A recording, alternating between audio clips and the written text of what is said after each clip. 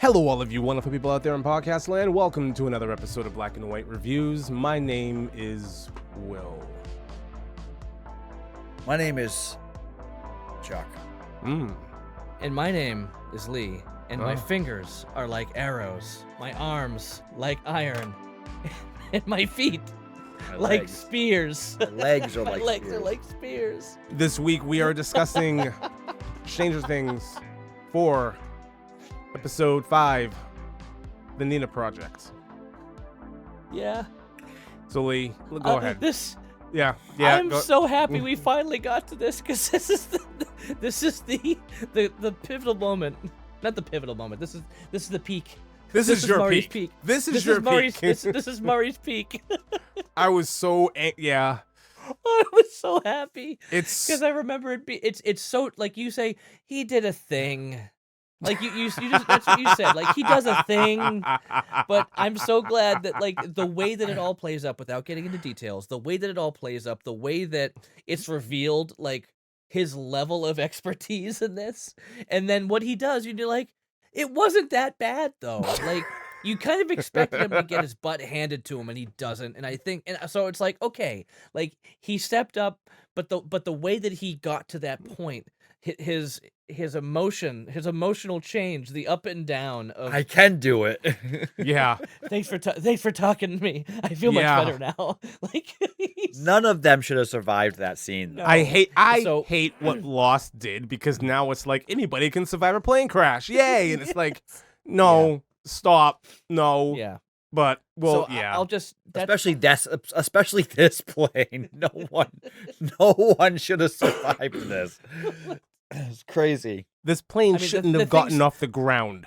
the thing started up with him with it, like it seemed like he was surprised that it started up when he was just screwing something in, and then he smacked it, and then the whole thing started up, and he goes, yes, let's go. It's like, okay, Yuri. Okay. American components, Russian components, all made in Taiwan. That's what this was. Yes. Yep. Yes. Oh yeah. So Yep. Oh man, I love to hate Yuri, and I love to love Murray. Okay. So that's what I will say about this. I mean, whatever. The whole thing. This episode's great. You know, you get some more into what was going on. I mean, this episode, a lot of it is more like kind of explaining what happened in the last episode, and everybody kind of getting on the same page Mm-hmm. to a point. And then we obviously have all the 11 stuff, which is great. So, I really enjoyed this episode. This is not like listed as the top one. I think the next one that's listed as the top one is in a few episodes, that comes up. Okay.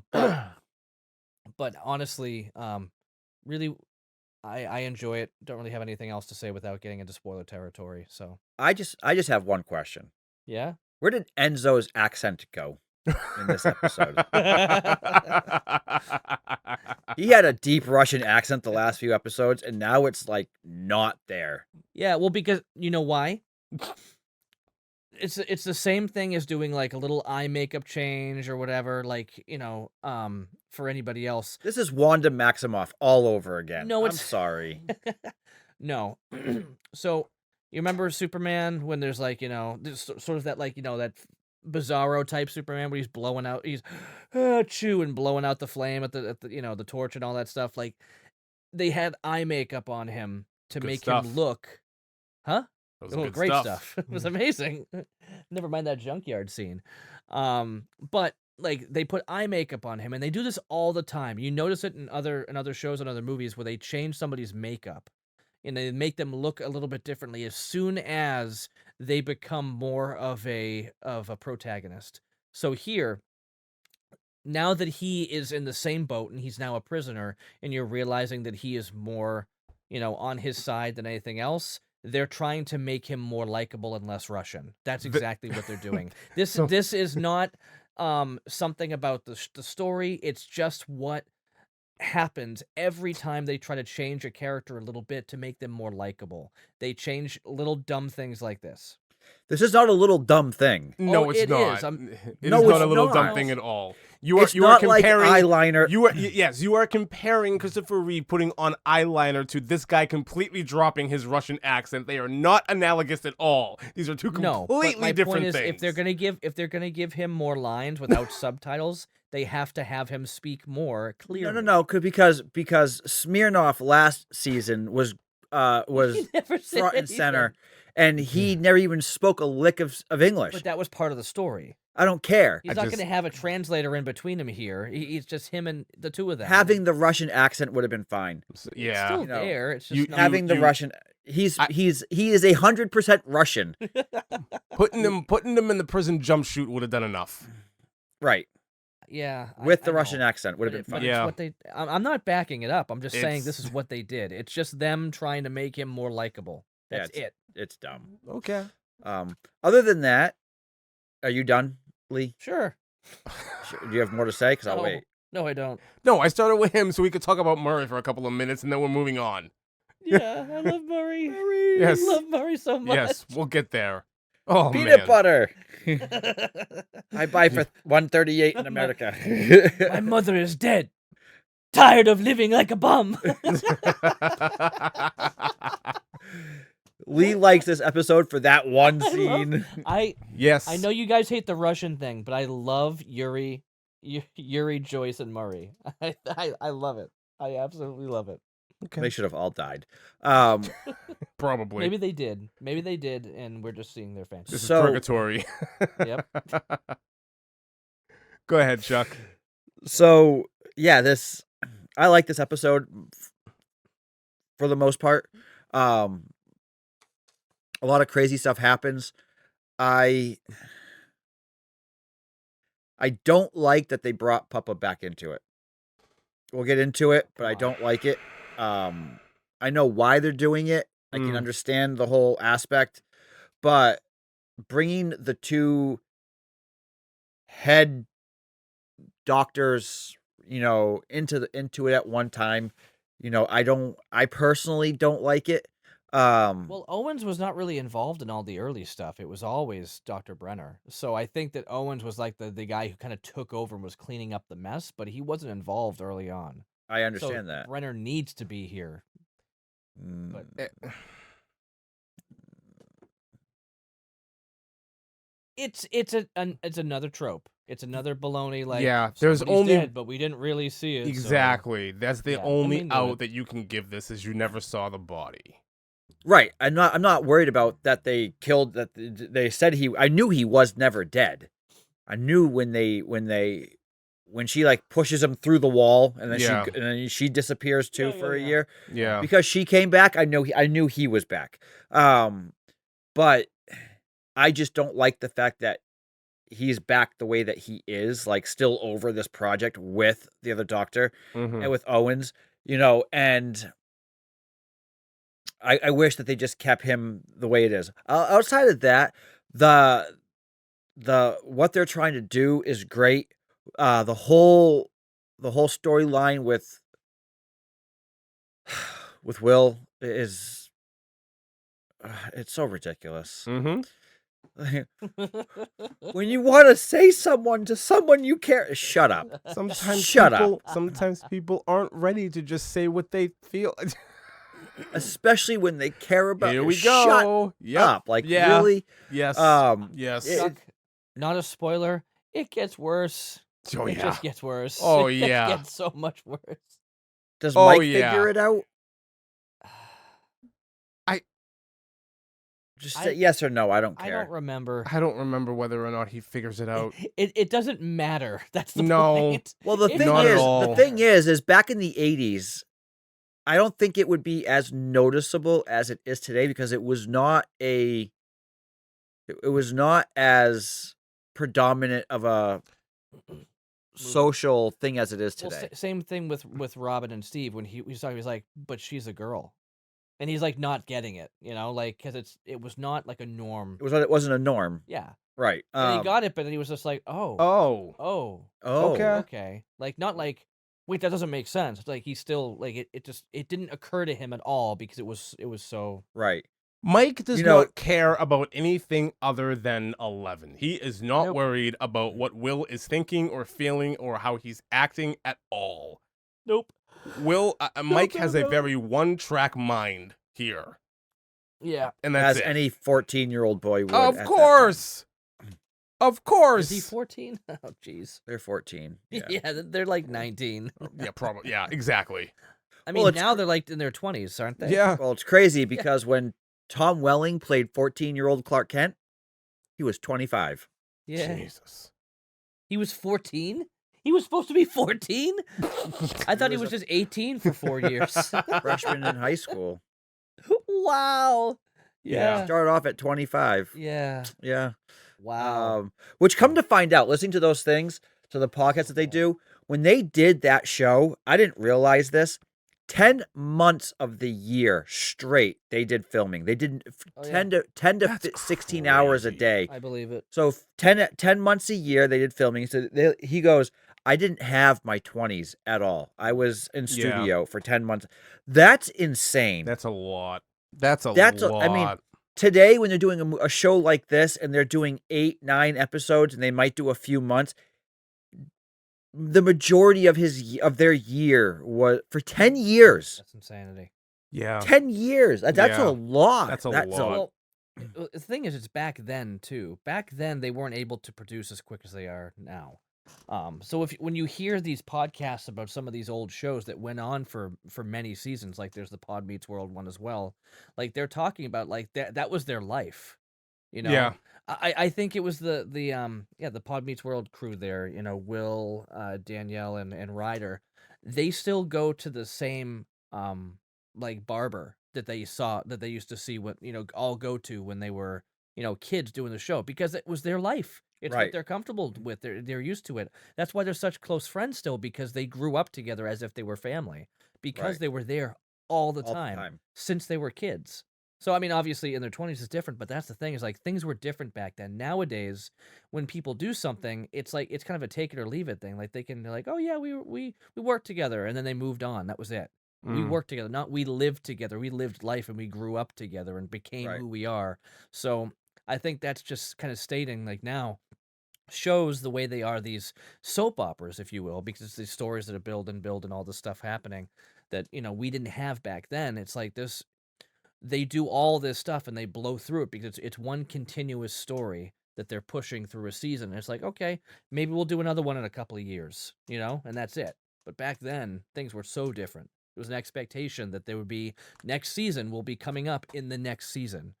So, And you're doing 20 to 24 episodes a right, season versus 8 or 9 or 10. right. I mean, Um, granted, these episodes are longer than those, or I mean, well, no, actually, the Smallville ones were long too, weren't they? they were They were 42. 45. So yeah, they were a full hour. They were TV. hour TV show, but Yeah. 42 if you just watch them through. Right. But with this, they, if they continue the Russian plot in season 5, I don't know if I can handle it anymore. Yeah. I'm getting tired of it. It's this now it's a cat and mouse game between, you know, the Russians and Hop. You know, does he escape? Does he not escape? Can he get away? Can he not get away? He gets captured, then he gets free. You know, Yeah. And I don't like that. But overall,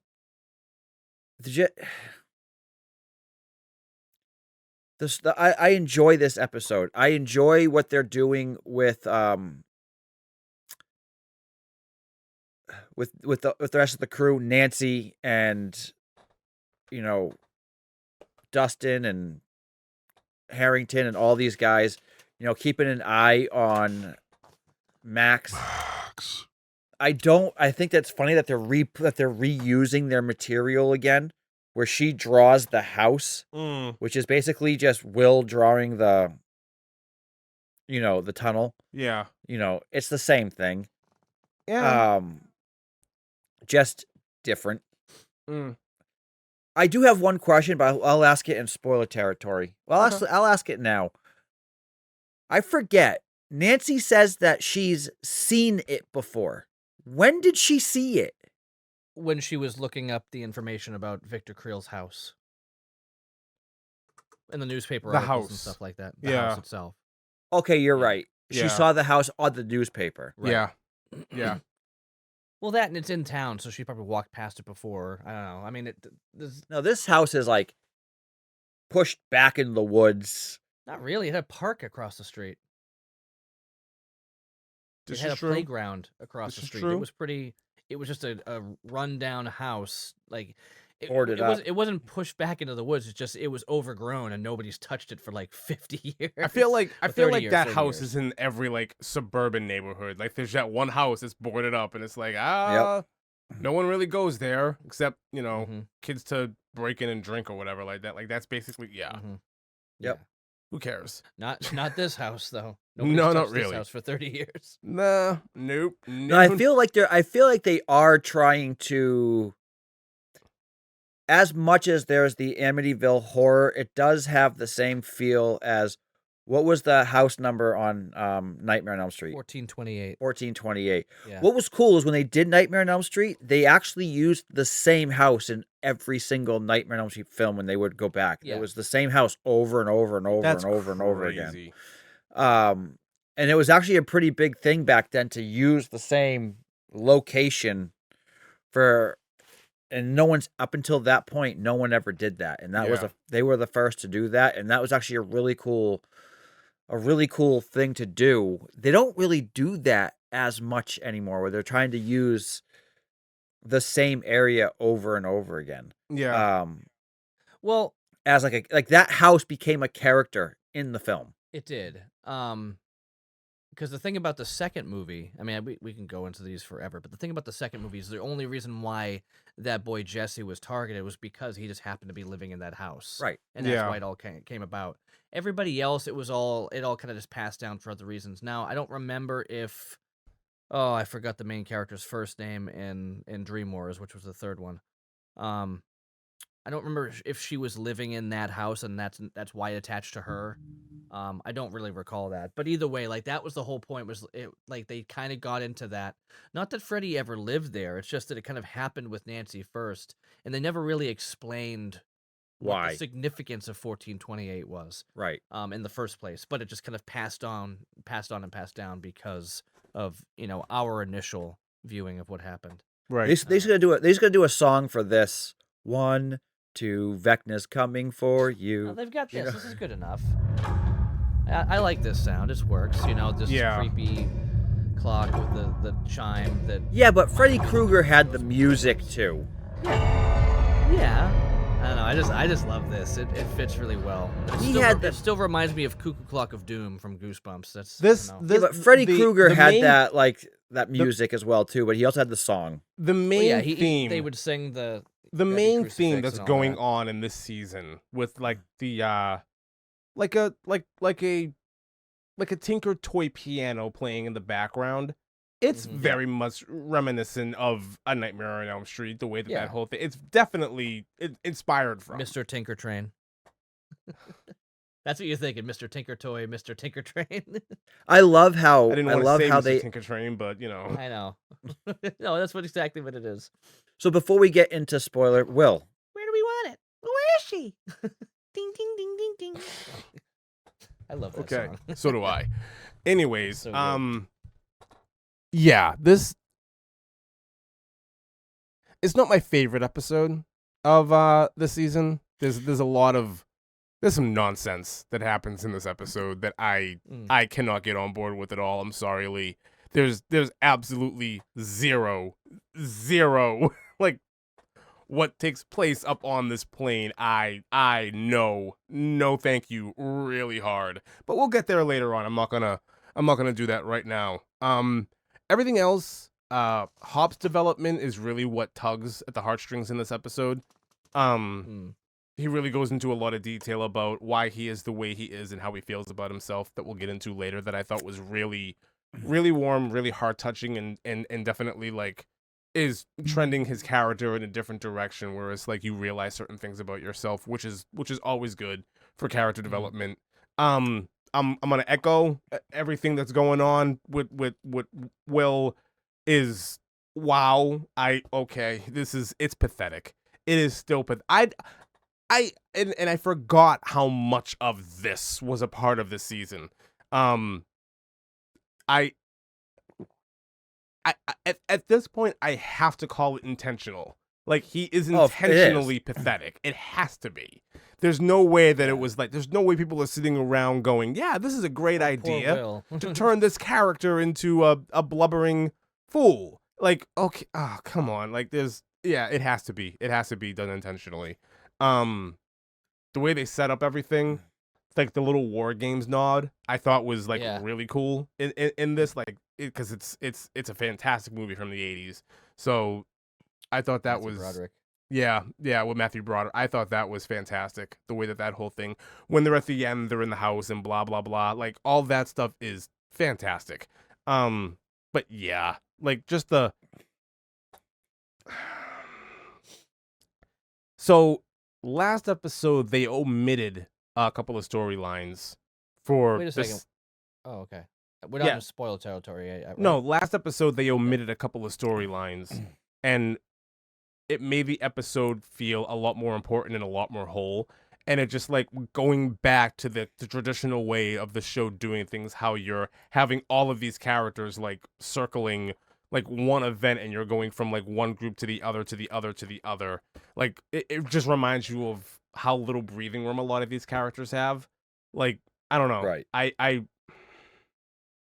The one big thing that I absolutely hated about Walking Dead, the way that it turned into, like, boomerang storytelling, was like, here's 1 week we're gonna focus on this group, the next week we're focusing on this group, and then 3 weeks later we're gonna rope back around and talk about the first group all over again. I thought it Yeah. was Right. dumb and just way overdone. But I kind of sound like a hypocrite because I kind of want that for this show, because it feels like it would Right. belong a little bit better. Because all of these Yeah. characters deserve a little bit, extra breathing room, and that's really my only complaint. Because in this episode, it's jarring. To me, it's jarring the way they jump from one group to another without, like, well, wait a minute, what just happened? And you have to, like, do some mental gymnastics to, like, do timelines and everything. Yeah. When it comes to, what Chuck said earlier about Brenner, I'm not mad about it. We never saw a body, so it is what it is. Bringing him I'm back not in the mad way that they I'm do. not mad that he's not dead. I'm mad I'm about just- a couple of other things when it comes to Brenner. I'm just mad that they're even bringing him back in. I'm 'Cause- more mad about a couple of other things when we get to Brenner. But outside of that, yeah, solid episode. Not my favorite. Not my least favorite by any means. But it is. For me, it's a whatever. For me, this episode is very much a whatever thing. So Well, like I said, the way I said it was like this episode kind of explained what just happened in the previous Yeah, one. Like kinda. it gets more into like the details of it, the grittiness of it. kind And of. on top of it, if it's called the Nina Project, then it's all about what's going on with 11. Yes. Which is giving us more of a backstory of what happened to her to a point and what she needed to do and where her strength was and blah blah blah. So You it's a gave- big 11 episode, but unlike that, what was that episode that we watched before? The one where she goes off and she hangs out with the misfit toys Yeah. over in Yeah, I know what Chicago. you're talking Like, about. That one was all just her. At least Yeah. this episode has a bunch of her. Like that's the main thing we're following. I But think this everybody should else have we're been. still following with. But I think this should have been a lot like the episode where she goes off and she finds her sister. Yeah, just her. I think it should have been just her. I think this entire episode should have been her going through what she's going through, trying to find her way back to her powers, the whole thing. Like, I think you could have told that story in one episode that's an hour and 14 minutes. Like, you could have very easily, like, made that thing. Like, last week we Yeah. did the whole Dear Billy thing, and we had that whole sequence play out. We could have gone back to 11. Like, this should have been Yeah. an 11-centric episode because we didn't have her last week. So And I it think wasn't central around her at all. no, Right. but I think it should have been. Right. Because last I week agree. you had none of her. It was like her storyline completely dropped. She's on her way to we don't know where, and then her storyline Right. drops. We don't get her for an entire episode, and then here it's like, okay, we're just gonna go back to mixing and mingling all these characters, where all you care about is what's going on with 11. And the moment you Right. find out what's going on with 11, it's so compelling that that's what you want to see.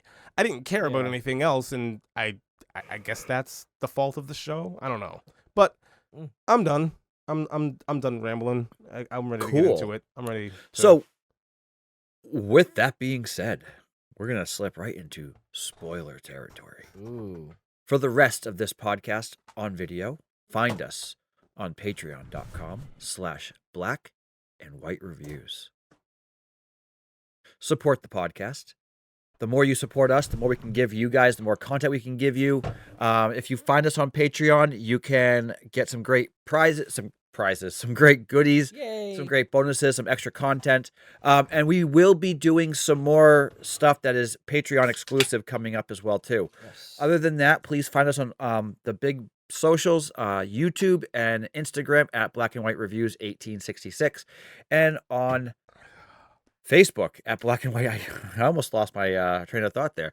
On Facebook at Black and White Reviews. So with that being said,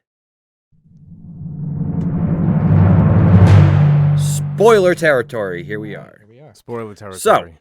So, spoiler territory. Yay! So,